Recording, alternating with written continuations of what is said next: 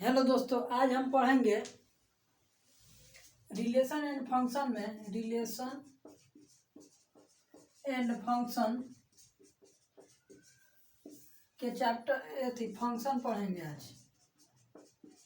इसके पहले हमने 2 लेक्चर लिया है, जिसमें पहले लेक्चर में हमने पढ़ाया है कार्टेशियन प्रोडक्ट यानी समुच्चयों का गुणन, समुच्चयों का कार्तीय गुणन पहले लेक्चर में, और एक्सरसाइज 1.1 को सॉल्व कराया है। और इसलिए दूसरे लेक्चर में हमने पढ़ा है रिलेशन। अगर रिलेशन के बारे में आप नहीं जानते हैं रिलेशन के बारे में, तो देखिए सिर्फ relation and function lecture number 2, relation and function lecture number 2 अगर नहीं जानते हैं रिलेशन के बारे में, इसमें हम पढ़ाएंगे फंक्शन के बारे में।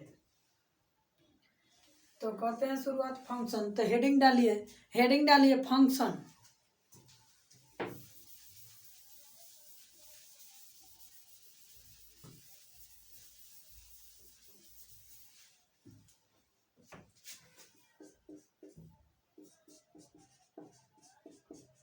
फंक्शन इसका हिंदी होता है फलन। हेडिंग डालिए फलन। तो फलन क्या होता है? फंक्शन कि यह कहता है, पहले इसका डिफिनेशन लिख लेते हैं। एक समुच्चय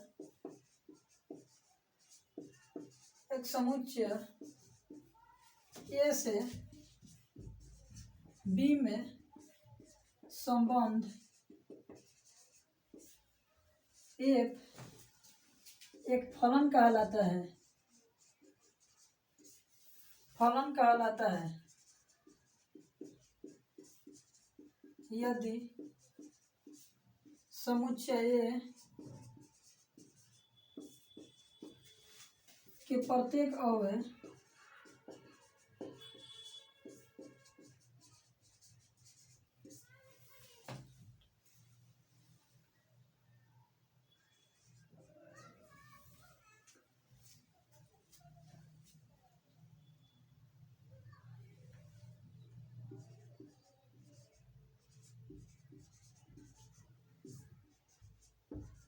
एक और केवल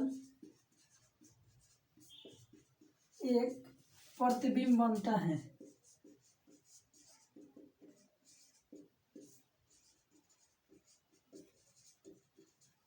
प्रतिबिंब का इंग्लिश होता है इमेज। तो फलन क्या कहता है? फलन कहता है यह भी एक रिलेशन है। रिलेशन का हमने पूरे फुल डिटेल्स में लेक्चर नंबर 2 में पढ़ा है। Relation and function lecture number 2 आप टाइप कीजिएगा तो आ जाएगा। तो एक फंक्शन क्या कहता है कि ये भी एक क्या है? संबंध है। तो कहता है कि समुच्चय ए से समुच्चय बी में संबंध एक फलन कहलाता है। ये क्या है कि ये रिलेशन का एक स्पेशल केस है जो कि फलन है। यदि समुच्चय ए से, यहाँ से ध्यान दीजिए, समुच्चय ए के प्रत्येक अवयव का समुच्चय बी में एक और केवल एक, यही हम मेन फोकस करना है। इसका डिफिनीशन एक और केवल एक प्रतिबिंब बनता है, यानी समुच्चय बी से हमें कोई लेना देना नहीं है, समुच्चय ए पे ध्यान देना है। तो जैसे ये भी एक रिलेशन है, तो हम रिलेशन को मैपिंग डायग्राम से बताए थे। जैसे देखते हैं, ये में सेट ए हमने ले लिया, सेट ए में जिसमें एलिमेंट हमने लिया ए बी सी। एलिमेंट हम बोलते जा रहे हैं, एलिमेंट का मतलब होता है अवयव। तो और सेट बी ले लेते हैं। जैसे इसमें दिया है 1 2 3, तो मान लेते हैं ए का 1 से रिलेशन है, बी का 2 से रिलेशन है और सी का 3 से रिलेशन है।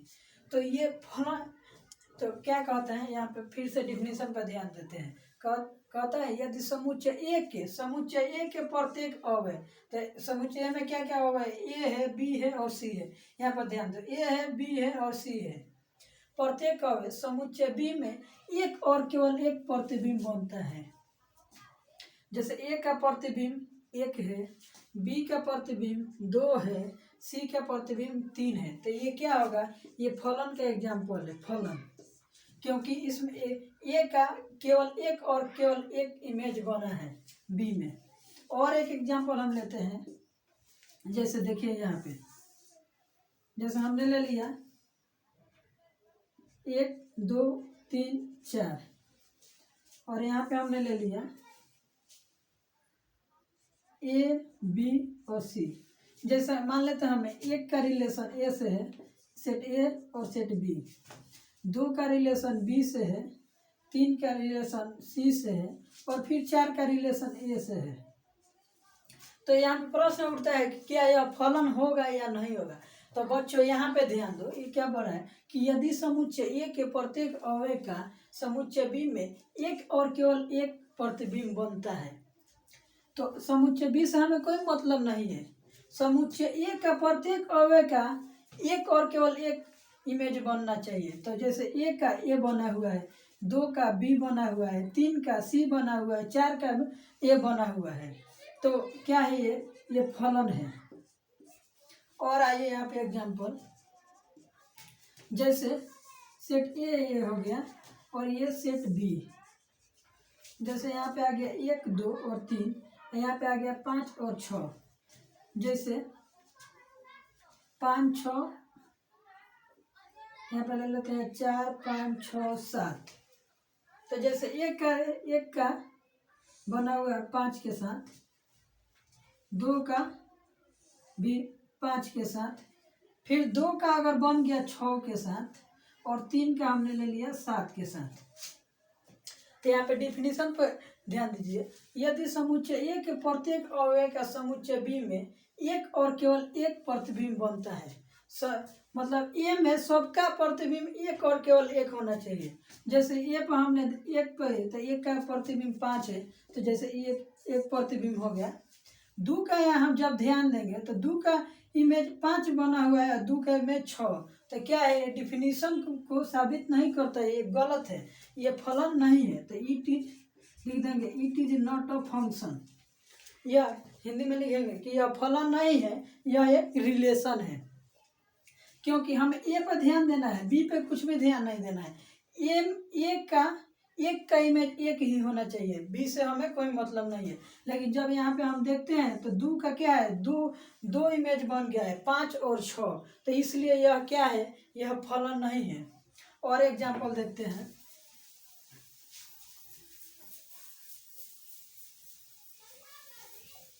और एग्जाम्पल, जैसे हमने ले लिया सेट ए और ये हमने ले लिया सेट बी। इसमें हमने जैसे ले लिया बी सी डी और इसका हमने ले लिया इसमें 1 और 2। तो जैसे बी का इमेज 1 के साथ बना, सी का इमेज 2 के साथ हो गया, तो क्या यह फलन है? क्वेश्चन है, क्या यह फलन है? क्वेश्चन है कि क्या यह फलन है? तो हम फिर से डिफिनीशन के तरफ जाएंगे। डिफिनीशन क्या कहता है, यदि समुच्चय ए के प्रत्येक अवयव का समुच्चय बी में एक और केवल एक प्रतिबिंब बनता है, यानी बनना चाहिए। तो फिर यहाँ पर ध्यान देंगे तो यहाँ पे लिखा है प्रत्येक अवयव का, यानी एक भी अवयव छूटना नहीं चाहिए। लेकिन जब हम ध्यान देंगे सेट ए में, तो सेट ए में क्या है, डी एक अवयव है जिसका प्रतिबिंब बी में कोई बनता ही नहीं है। तो क्या यह फलन है? तो लिखेंगे कि यह फलन नहीं है, यह फलन नहीं है। फिर और एग्जाम्पल लेते हैं, हम बार बार एग्जाम्पल लेके इस तरह समझा रहे हैं कि आपका हर एक डाउट क्लियर हो जाए।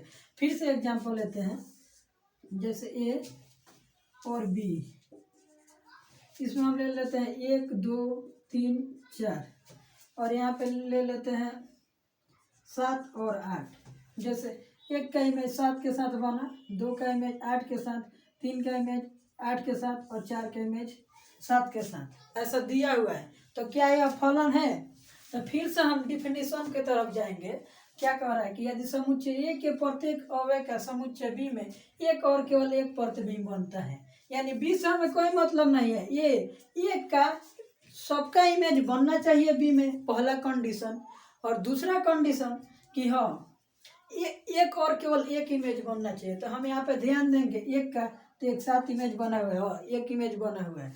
फिर 2 का 8 इमेज बना हुआ है, हाँ एक इमेज बना हुआ है। 3 का 8 इमेज बना हुआ है, जो कि एक ही है। तो क्या तो एक इमेज है, तो हाँ ये सही है। 4 का इमेज बना हुआ है 7, तो हाँ ये भी सही है। तो क्या, यह फलन है, फलन है। फिर आगे बढ़ेंगे, और एग्जाम्पल हम लेते हैं।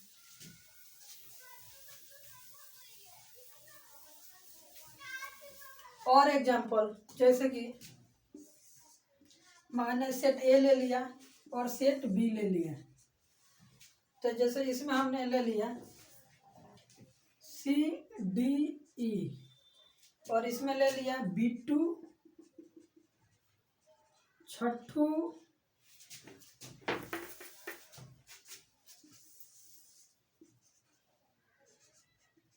B2 छठू छोटू छोटू दीपक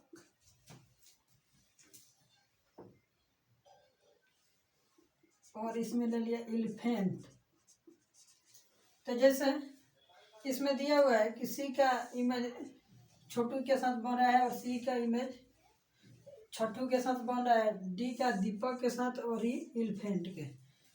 तो हम फिर से डिफिनेशन के तरफ ध्यान देना है। मेरा डिफिनेशन कहता है फलन का कि यदि समुच्चय ए के प्रत्येक अवयव का समुच्चय बी में एक और केवल एक प्रतिबिंब बनता है। तो फिर ये बी से हमें कोई मतलब नहीं है, बार बार बोल रहे हैं, ये पे ध्यान देंगे। जैसे यहाँ पे सी का, तो सी का हम देखेंगे तो 2 इमेज बन रहा है, एक छठू और एक छोटू। तो क्या यह फलन होगा? नहीं होगा। तो क्योंकि डिफिनीशन हमारा कहता है कि एक और केवल एक प्रतिबिंब बनना चाहिए, तो यह फलन नहीं है। बातें समझ में आई? क्लियर हो गई? चलो नहीं, और एक एग्जांपल लेते हैं। जैसे हमने ले लिया ए बी और सी, और इसमें हमने नाम ले लिया अनीता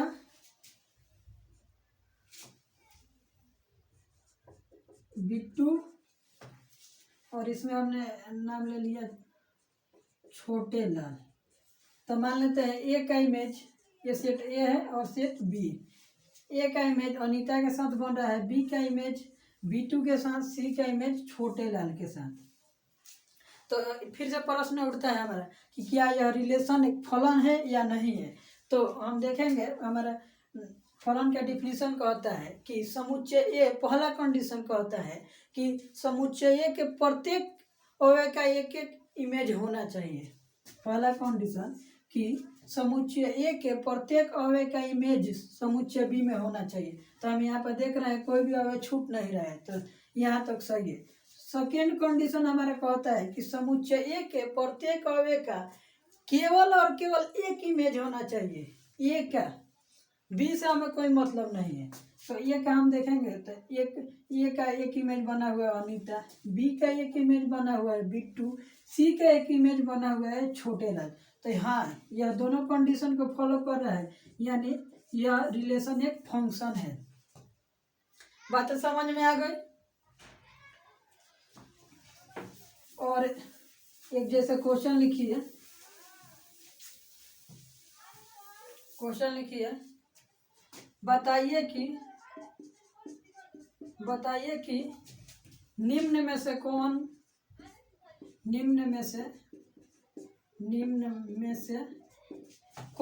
फलन है।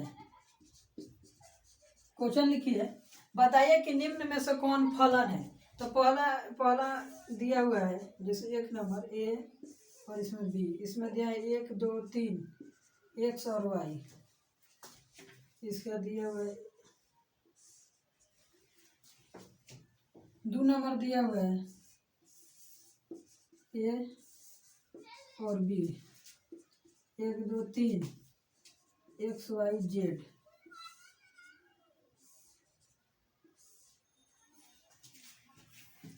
3 नंबर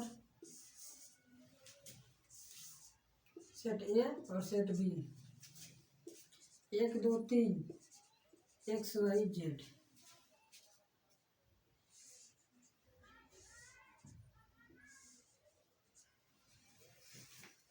4 नंबर दिया हुआ है सेट ए और सेट बी में 1 2 3 एक्स और वाई।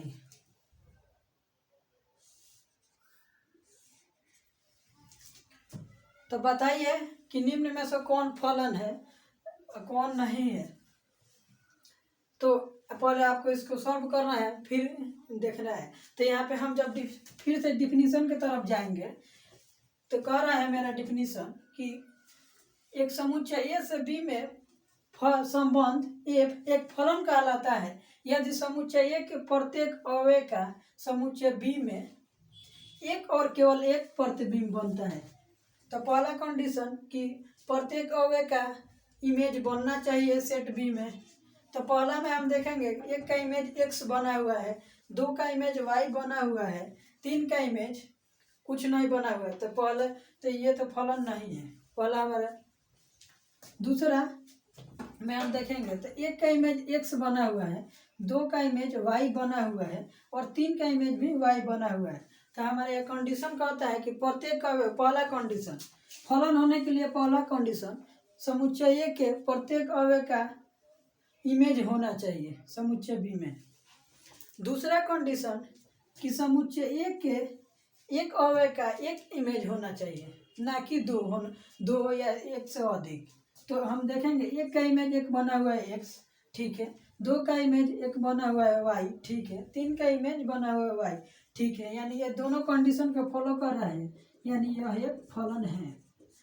तीसरा पर जाएंगे तो पहला कंडीशन कि प्रत्येक अवयव का इमेज समुच्चय बी में होना चाहिए। तो पहले इसको फॉलो कराते हैं। तो पहला एक का इमेज एक्स बना हुआ है, ठीक है, दो का इमेज वाई बना हुआ है, ठीक है, लेकिन दो का इमेज जेड, फिर तीन का इमेज कुछ नहीं बना हुआ है। तो पहले ही कंडीशन को ये फॉलो नहीं कर रहा है, यानी यह फलन नहीं है। चौथा में जब जाएंगे तो सेट ए में क्या दिया हुआ है, 1 2 और 3। तो हमारा पहला फलन होने के लिए क्या शर्त है, पहला शर्त है कि प्रत्येक अवयव का सेट ए के प्रत्येक अवयव का इमेज सेट बी में होना चाहिए। तो देख रहे हैं हम यहाँ पे एक का इमेज एक्स बना हुआ है, ठीक है, दो का इमेज वाई बना हुआ है, ठीक है, लेकिन तीन का इमेज कुछ नहीं बना हुआ है, यानी यह पहले ही नियम को फॉलो नहीं कर रहा है, यानी यह फलन नहीं है, फलन नहीं है। बातें समझ में आ गई? अब तो क्लियर हो गया होगा, बिल्कुल हो जाना चाहिए अब क्लियर।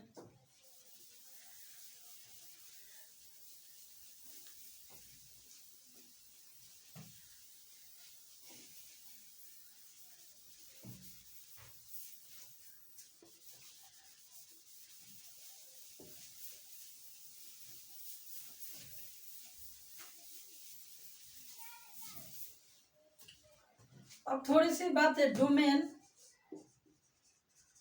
हालांकि हमने डोमेन पढ़ाया है जब रिलेशन पढ़ाया, domain, codomain, codomain and range. इसका हिंदी होगा प्रांत, सहप्रांत तथा परिसर। प्रांत, सहप्रांत तथा परिसर, इस पे नजर डालते हैं। तो ये क्या होगा, हमने बताया था जब रिलेशन पढ़ाया था कि सेट ए के जितने भी एलिमेंट है जिसका इमेज सेट बी में बन रहा है उसे प्रांत कहते हैं। सेट ए के जितने भी एलिमेंट है जिसका इमेज सेट बी में बन रहा है तो उसे प्रांत कहते हैं। तो जैसे यहाँ पर ले लेते हैं 1 2 3 और 4, सेट ए ले लिया और सेट बी जैसे हमने ले लिया ए बी सी और डी। तो एक का इमेज मान लेते हैं एक के साथ, दो का इमेज बी के साथ, तीन का इमेज सी के साथ, चार का इमेज डी के साथ बन रहा है। तो हमारा प्रांत का डिफिनीशन क्या कहता है कि सेट ए के जितना भी एलिमेंट का इमेज सेट बी में बन रहा है उसे सेट प्रांत कहते हैं। तो जैसे यहाँ पे कौन कौन एलिमेंट क्या बन रहा है, एक का बन रहा है, दो का, तीन का और चार का। तो यहाँ पे प्रांत क्या होगा, प्रांत यानी डोमेन, डोमेन हो जाएगा 1 2 3 और 4। और हमने बताया था जब रिलेशन पढ़ाए थे तो कि सेट बी के सभी एलिमेंट को कोडोमेन कहते हैं, सेट बी के सभी एलिमेंट को कोडोमेन कहते हैं। कोडोमेन यानी सहपरांत कहते हैं। तो सहपरांत में हमें क्या मिलेगा, यहाँ पे ए है, बी है और सी है और डी है। जब हमने रिलेशन पढ़ा था तो उसमें बताया था कि परिसर, परिसर क्या होता है बच्चों, परिसर होता है कि सेट ए के सेट बी में जो जो इमेज बनता है उसे परिसर कहते हैं। तो सेट ए का इमेज ए के साथ बना हुआ है, सेट बी में ध्यान देना है, जिस जोन एलिमेंट जिस एलिमेंट का बना हुआ है ए में, ए के जिस एलिमेंट का बी में बन रहा हुआ है, तो बी वाला क्या कहलाएगा, परिसर कहलाएगा। तो एक का इमेज एक के साथ बना हुआ है, ए एक परिसर हो गया, बी परिसर हुआ, सी परिसर और डी परिसर। बातें समझ में आ गई। तो हमने डोमेन, कोडोमेन और रेंज को एक शॉर्ट फॉर्म में बता दिया, हालांकि इसको मैंने डिटेल्स में रिलेशन में ही पढ़ाया है।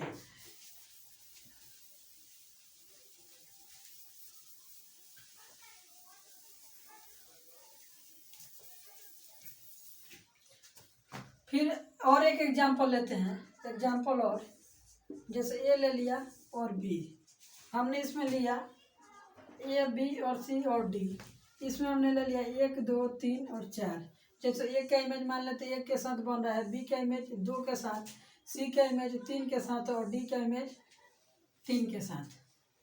तो इसमें हमें निकालना है क्या, परांत, सहपरांत तथा परिसर। तो क्या हमने बताया कि सेट ए के जिस एलिमेंट का इमेज बन रहा है बी में उसे परांत कहते हैं। तो लिख देंगे सेट ए के ए बी और सी और डी।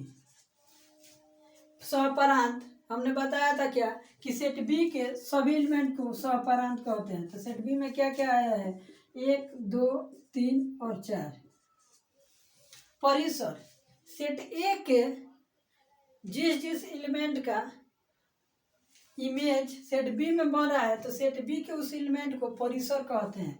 तो किसके, ए का इमेज 1 के साथ बने हुए तो 1 1 परिसर हो गया, बी का इमेज 2 के साथ तो 2 1 परिसर हो गया, सी का इमेज 3 के साथ तो 3 1 परिसर हो गया, डी का इमेज भी 3 के साथ तो 3 हम ले लिए। तो परिसर में क्या आएगा, परिसर में ये हो गया हमें परिसर, ये हो गया कोडोमेन यानी सहपरांत,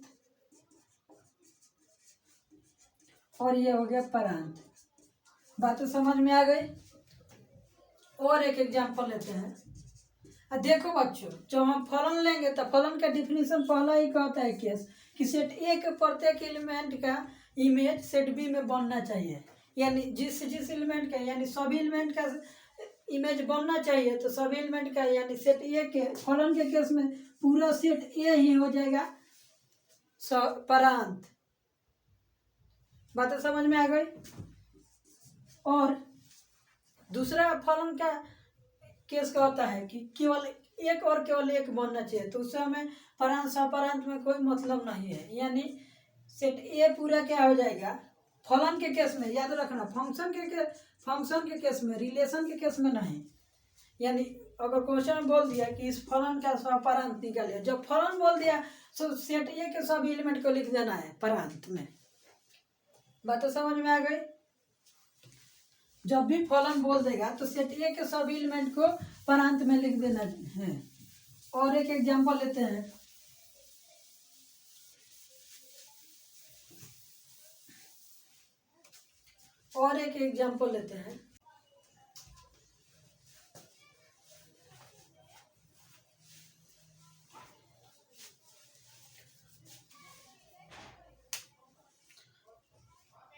जैसे और एक एग्जांपल लेते हैं, जैसे ये हो गया सेट ए और ये मैंने ले लिया सेट बी, सेट ए और सेट बी। तो इसमें मैंने एलिमेंट ले लिया ए बी सी और डी, और इसमें मैंने एलिमेंट ले लिया 1 2 3 और 4। तो ए का मैंने देखा, मैं ए का इमेज 1 के साथ बन रहा है, बी का इमेज 2 के साथ, सी का इमेज 3 के साथ और डी का इमेज 4 के साथ, इस प्रकार बन रहा है। तो हमने क्या बोल दिया, देखो, तो इसमें हमें क्या निकालना है, डोमेन। तो डोमेन क्या है, मैंने पहले ही बता दिया है कि सेट ए के वो सारे एलिमेंट जिसका इमेज सेट बी में बन रहा है तो क्या कहलाएगा डोमेन। तो ए बी सी और डी, ए का भी इमेज बन रहा है तो इसमें क्या क्या हो जाएगा, ए बी सी और डी। और बी में फिर हमें क्या निकालना है, कोडोमेन। तो हमने बताया है कि सेट बी के सभी एलिमेंट को क्या कहते हैं, कोडोमेन कहते हैं। तो सेट बी में क्या क्या आ गया, आया है 1 2 3 और 4। और क्या बच्चों, तो रेंज बोल रहा है, रेंज निकालने के लिए रेंज। तो क्या करेंगे, हमने बताया है कि सेट बी में जितने वो सारे एलिमेंट जिनका ये सेट ए के जिस एलिमेंट का इमेज सेट बी में बन रहा है तो वो इमेज वाले और क्या होंगे, जैसे ए का इमेज एक बन रहा है तो ये क्या होगा, रेंज 1। बी का तो 2 भी क्या है, रेंज। सी का इमेज 3 बन रहा है तो 3 क्या है, रेंज। डी का इमेज 4 बन रहा है तो 4 क्या है, रेंज। तो इस प्रकार डोमेन, कोडोमेन और रेंज निकाल लीजिएगा आप। देखो यहाँ पे एक अहम बात बताते हैं, ध्यान दो। मान लो जैसे क्वेश्चन में बोल दिया कि यह एक फंक्शन है, यह एक फलन है। क्वेश्चन में ये दे दिया है कि जैसे ये दे दिया क्वेश्चन और बोला कि यह एक फलन है तो इसका डोमेन, कोडोमेन और रेंज निकालो, चाहे निकाले। तो इस कैसे निकालेंगे, तो एकदम बेशक आसान है, इस तरह आप निकाल लीजिएगा। और एक बात यहाँ पर ध्यान देना है कि अगर ये दे देगा फलन है, यानी क्या है फलन का, हम डिफिनीशन जब बताए हैं तो क्या बताए हैं कि पहला उसका शर्त ये कहता है कि सेट ए के सभी एलिमेंट का इमेज सेट बी में बनना चाहिए। सेट ए के सभी एलिमेंट का पहला उसका यदि कंडीशन कहता है फलन का कि सेट ए के प्रत्येक एलिमेंट का इमेज सेट बी में बनना चाहिए। तो क्या डोमेन, यानी सेट ए में कोई भी एलिमेंट ऐसा नहीं होगा कि जिसका इमेज नहीं बनता हो। तो हमने डोमेन में क्या बताया कि सेट ए के वो सारे एलिमेंट जो जिसका इमेज सेट बी में बनता है तो क्या कहलाएगा, डोमेन। यानी फलन के जब केस देगा तो पूरा ही सेट ए डायरेक्ट लिख देना है, डोमेन में सेट ए को पूरा लिख देना है तो पूरा ही सेट ए ही क्या हो जाएगा, डोमेन। सेट ए ही हो जाएगा डोमेन। और बाकी आप इमेज देख के क्या निकाल सकते हैं, रेंज। अब सेट बी के सभी एलिमेंट को क्या कहते हैं, कोडोमेन। जैसे हमने एक एग्जांपल एक लेता हूँ,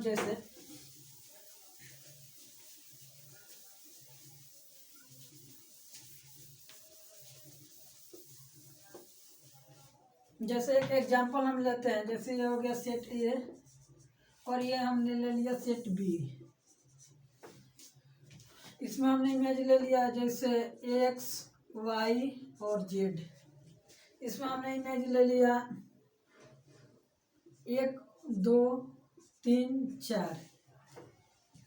सेट ए में हमने एलिमेंट ले लिया एक्स वाई जेड और सेट बी में, और ये दिया हुआ है क्वेश्चन में कि एक्स का इमेज 1 के साथ बन रहा है, वाई के इमेज 2 के साथ बन रहा है और जेड का इमेज 3 के साथ। और ये क्वेश्चन में ऐड किया हुआ है कि यह एक फलन है, यह एक फलन है। तो डोमेन, कोडोमेन तथा रेंज निकालें। तो हमने क्या बताया, फलन के केस में क्या होगा कि सेट ए के सभी एलिमेंट का इमेज सेट बी में बनना ही होगा। फलन का यही केस कहता है कि प्रत्येक, यदि सेट ए, फलन का डिफिनीशन कहता है कि सेट ए के फलन के केस में क्या है, उसका डिफिनीशन है फलन का कि यदि सेट ए के प्रत्येक एलिमेंट का इमेज सेट बी में बनता हो। पहला केस कहता है कि प्रत्येक एलिमेंट का इमेज बनना ही बनना चाहिए। और फलन के लिए दूसरा केस क्या कहता है, दूसरा केस फलन के कि एक और केवल एक इमेज सेट ए का होना चाहिए। सेट ए के प्रत्येक एलिमेंट का एक और केवल एक इमेज होना चाहिए। यानी बी से कोई मतलब नहीं है, ए से मतलब है। ये तो पहले हम समझा दिए हैं। तो यहाँ पे ध्यान दो कि दे दिया है कि यह एक फलन है, दे दिया कि यह एक फलन है। हमें क्या निकालना है, डोमेन, कोडोमेन और रेंज। डोमेन, कोडोमेन और रेंज निकालना है। तो ये दे दिया है कि ये फलन है, यानी हमें तो पहले अगर हम डायरेक्ट सेट ए को ही क्या लिख देंगे कि सेट ए होगा क्या, हमारा डोमेन। तो डोमेन में क्या हो जाएगा, सेट ए। यानी फॉलन के केस में देखा ना, नहीं है सेट ए के सभी एलिमेंट को डोमेन में लिख देना है। क्या होगा, एक्स वाई और जेड, और जिससे जिससे इमेज बन रहा हो वो क्या हो जाएगा, रेंज सेट बी में। तो ये सब हम बातें बता चुके हैं, 1 2 और 3। और सेट बी के सभी एलिमेंट को क्या कहते हैं, कोडोमेन। तो कोडोमेन में क्या हो जाएगा, कोडोमेन में हो जाएगा 1 2 3 और 4। बातें समझ में आ गई। अब यहीं पे एनसीईआरटी लेवल होता है समाप्त। एनसीईआरटी लेवल हम पूरी बातों को एकदम सही से बता देते हैं कि हाँ, इससे भी इसका लेवल बहुत ज़्यादा है। जैसे कि अगर आपको एनडीए के लिए यानी कंपटीशन लेवल की एग्जाम के लिए इससे भी ज़्यादा डोमेन, कोडोमेन और रेंज में पढ़ना होगा, तो हम उसको भी बताएंगे। और यहीं पे नोट कर लीजिए, एनसीईआरटी लेवल यहीं पे होता है सवाल। इतना ही से सवाल वगैरह पूछेगा डोमेन, कोडोमेन तथा रेंज में।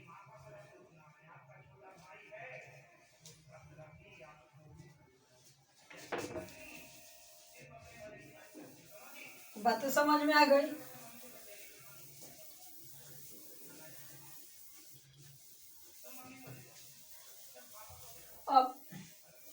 अब एक बात ध्यान देने योग्य है कि इस तरह तो हमेशा आपको ये नहीं देगा कि हाँ सेट ए हो गया ये और सेट बी, इसमें बनाकर इमेज मैपिंग डायग्राम ही दे क्वेश्चन में।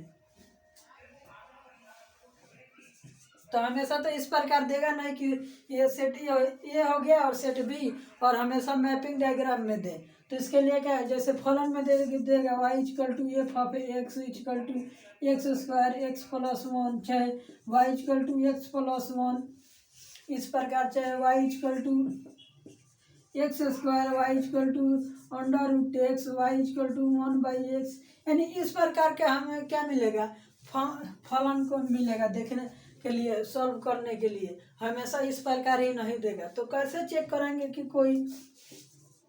कोई ग्राफ, कैसे चेक करेंगे कि कोई इक्वेशन फलन है या नहीं है, या अगर ग्राफ में दे दे तो कोई ग्राफ फलन का ग्राफ है या नहीं है। तो इसके लिए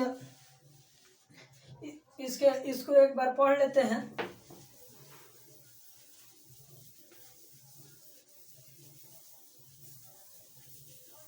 तो हेडिंग डालिए कि vertical line test, vertical line test, Hindi में इसे ही वर्टिकल लाइन टेस्ट ही। तो वर्टिकल लाइन टेस्ट ये क्या होता है, ये बच्चों होता है किस लिए, जैसे कि हमको ये ग्राफ दे दे, ग्राफ और पूछे दे कि ये ग्राफ फलन का ग्राफ है कि नहीं। जैसे ये ग्राफ दे दे हमको और पूछ दे कि ये फलन का ग्राफ है कि नहीं। जैसे ये ग्राफ दे दे और पूछ दे कि फलन का ग्राफ है कि नहीं। जैसे ये ग्राफ दे दे और पूछ दे कि फलन का ग्राफ है कि नहीं। यह ग्राफ, जैसे ये ग्राफ दे दे और इस प्रकार और पूछ दे कि ये फलन का ग्राफ है कि नहीं। एक ग्राफ दे दे इस प्रकार, पूछ दे कि फलन का ग्राफ है कि नहीं। एक ग्राफ दे दे हमको इस प्रकार और पूछ दे कि फलन का ग्राफ है कि नहीं। तो इसके लिए हम क्या करते हैं, वर्टिकल लाइन टेस्ट करते हैं। तो नोट कीजिए कि वर्टिकल लाइन टेस्ट क्या कहता है। वर्टिकल लाइन टेस्ट कहता है कि यदि लिखिए, नोट कीजिए, नोट कीजिए वर्टिकल लाइन। अगले वीडियो में देखें वर्टिकल लाइन टेस्ट।